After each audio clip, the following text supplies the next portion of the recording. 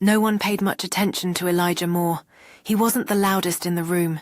He didn't raise his voice in meetings. He didn't bark orders, didn't slam fists on tables, didn't play games of pride and ego.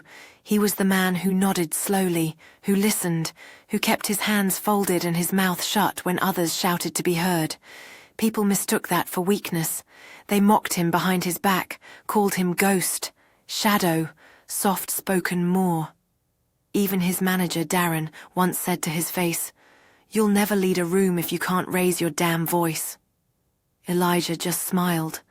A soft one, the kind that meant nothing and everything. Then came the mistake.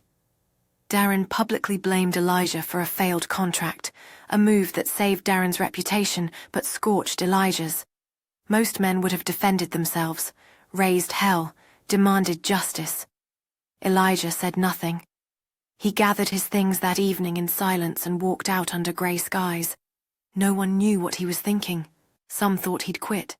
Others assumed he was too broken to fight. 2 months passed. Then the headlines hit. New startup secures 40 million in funding. CEO, Elijah Moore. The article told the rest.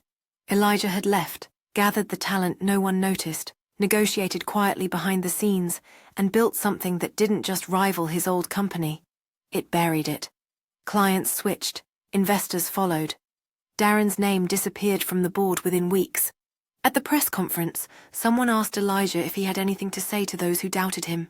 He leaned forward, adjusted the mic, and said, "No." Then he smiled that same quiet smile. The room fell silent, the tension palpable as everyone absorbed his simple yet powerful reply. In that moment, Elijah became more than just a quiet presence. He was a revelation. Behind him, the large banner displaying the new startup's name symbolized a shift in dynamics, a shift led by someone they underestimated.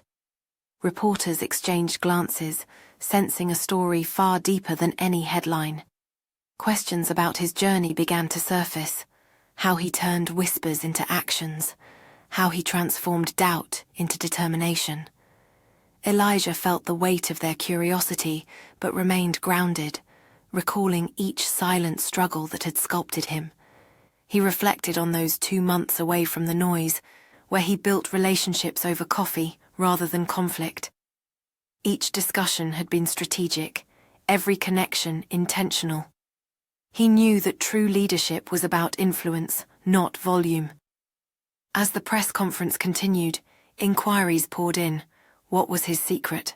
Was it luck, timing, or sheer tenacity? Elijah smiled again, this time with a hint of mischief. "It's never luck," he replied. "It's about what you do when no one's watching." The audience erupted into murmurs of intrigue, his words resonating with those who had judged him for too long. As he stepped away from the podium, the shadows that once cloaked him began to lift, revealing a man who thrived quietly, but powerfully, in a world that often overlooked the strength of silence.